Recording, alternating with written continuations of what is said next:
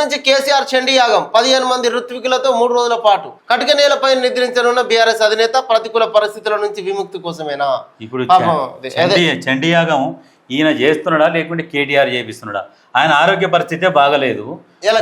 Meeting ఉన్నది కదా, బ్యారేజీలో మొత్తం అన్నిట్లా నివేదిక మొత్తం కూడా ఆ కమిటీ నివేదిక మొత్తం కూడా కేసీఆర్ కు వ్యతిరేకంగానే, అంటే కేసీఆర్ చేసిన పనిని చూపెట్టింది.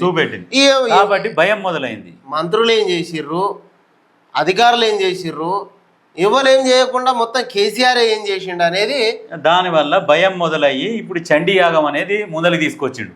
ఎందుకంటే ఇప్పుడు కేటీఆరే చేపిస్తున్నట్టు, ఆయన ఆరోగ్యం కూడా చక్కగా లేదు. ఈ చండీ యాగము బురుడి యాగం ఏం చేపించినా ఆ బక్క మనిషిని, ఇప్పుడు ఆయన పానం పగలైన ఆయనతో ఈ చండీ యాగాలు, నేల మీద వండకునుడు, ఇవన్నీ వట్టి మాటలు. ఇదంతా ఏంటంటే ఏదో టాపిక్ డైవర్ట్.